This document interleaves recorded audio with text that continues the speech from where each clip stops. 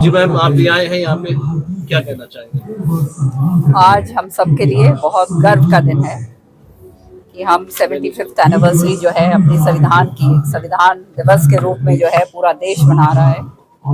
ये संविधान जो हमारे संविधान निर्माताओं ने जो हमारे को दिया, जो एक बिल्कुल ही ऐसा लिविंग डॉक्यूमेंट है जिसके अंदर सारी चीज़ें जो हैं वो क्रियान्वित करी गई और इसके ज़रिए जो है ये सर्वोपरि है, इसके ऊपर हमारे लिए कुछ नहीं।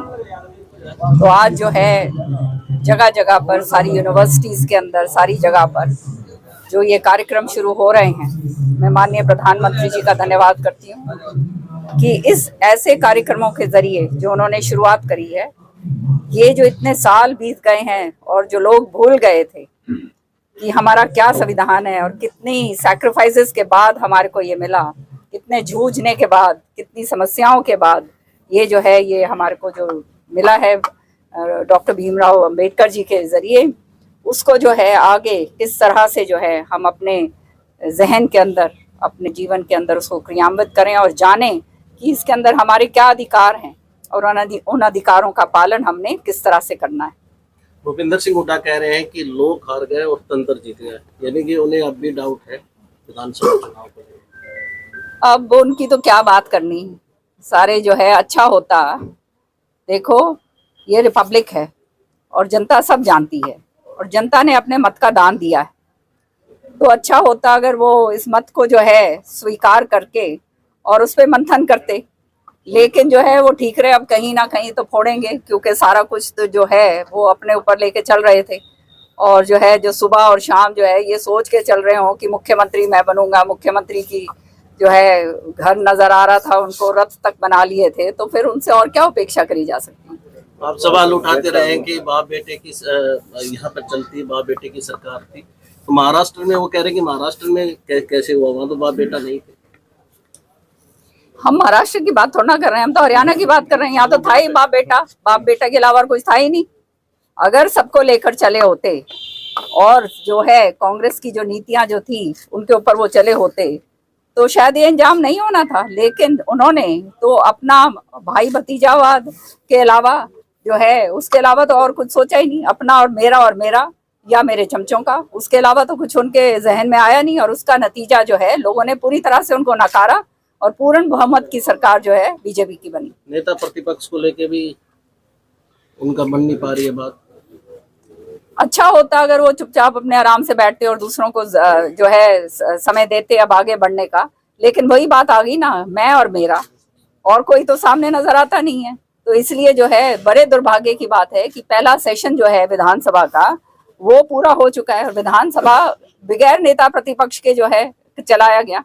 तो आप समझ सकते हैं कि हालात कांग्रेस के अंदर क्या हैं। अब कांग्रेस का नाम का तो कोई चीज रहा नहीं, इन्होंने पूरी तरह से उसको समाप्त कर दिया। रघुवीर कादियान ने कहा कि सरकार का ये हनीमून पीरियड है, अभी देखेंगे चाल ढंग। अब कादियान साहब के बारे में क्या बोले, जो है सीनियर नेता हैं। मैं तो कहूंगी कादियान साहब को जो है नेता प्रतिपक्ष बनाना चाहिए, सबसे सीनियर आदमी है, तो हुड्डा साहब के खास आदमी है, तो उनको क्यों नहीं बनाते, मेरे तो समझ नहीं आ रही। उन्होंने इनकार भी नहीं किया, उनसे सवाल पूछा गया था, उन्होंने तो इनकार भी नहीं किया मैं नहीं बनूंगा। वो इनकार हाँ और ना कैसे करें, वो तो जो है जो सरगना बैठे हैं वो जो है कहेंगे तो बनेंगे।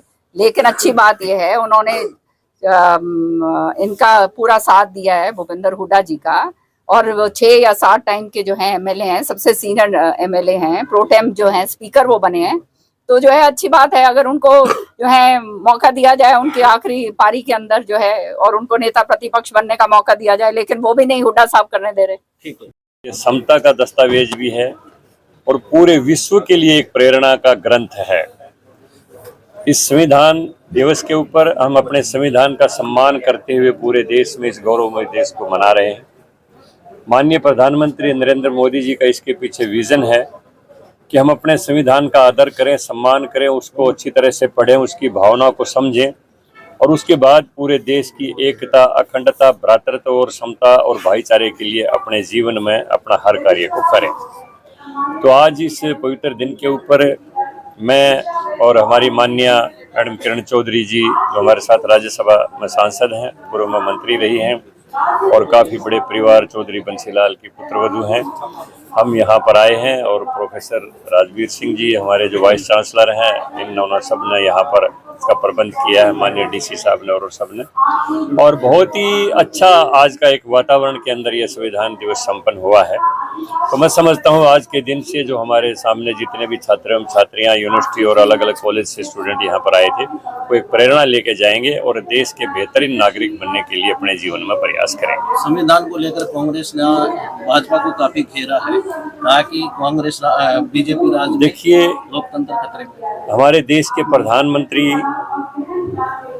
जिनको पूरी दुनिया के हर देश ने अपने देश का सर्वोच्च नागरिक सम्मान दिया है जहाँ पर वो गए हैं, और जिनकी विश्वसनीयता को केवल भारत ही नहीं पूरी दुनिया मानती है, और जब वो एक बात हर मंच से कह चुके हैं कि संविधान से छेड़छाड़ कोई नहीं कर सकता है, ये कांग्रेस मिथ्या प्रचार करके जनता को गुमराह करके और अपने निहित स्वार्थ के लिए अपनी रोटियां सेक रही है, तो इसमें हमें कोई शंका करने की गुंजाइश ही नहीं है। ये हमारे लिए एक पवित्र केवल मात्र पुस्तक नहीं है, हमारे आत्मा है। संविधान जो है पूरे देश की आत्मा है और इससे छेड़छाड़ करने का कोई विषय ही नहीं है। और जब देश के प्रधानमंत्री जो दुनिया के सबसे लोकप्रिय बड़े नेता हैं वो इस बात को कह चुके हैं, तो हमें कोई शंका करने की कोई गुंजाइश ही नहीं। कांग्रेस को सवाल वो उठाए सवाल, उन्होंने संविधान का सम्मान कब किया है? 1975 में पूरे देश के नागरिकों को सारे उनके जन अधिकार समाप्त करते हुए जेलों के शिक्षों के अंदर बंद कर दिया था। जिन्होंने कभी संविधान का सम्मान नहीं किया, जिन्होंने एक 65 साल की बुजुर्ग शाहबानो जिनके सुप्रीम कोर्ट के निर्णय को भी पलटते हुए और उनके अधिकारों का हनन करने का काम किया था, भारत की नारी के अधिकार का, उन्होंने कभी संविधान का सम्मान किया ही नहीं। तो उनके दिल में यही बात रहती है कि और कोई भी छेड़छाड़ ना कर दे। लेकिन भारतीय जनता पार्टी भारत का हर नागरिक और देश के प्रधानमंत्री संविधान का पूरी तरह से सम्मान करते हैं, और वो बार बार कह चुके हैं कि ये कांग्रेस का मिथ्या प्रचार है, इसके पीछे कोई सत्य नहीं है और देश के लोगों को गुमराह करने के लिए अपने निहित स्वार्थ की रोटियां सेकने का उनका एक षड्यंत्र है।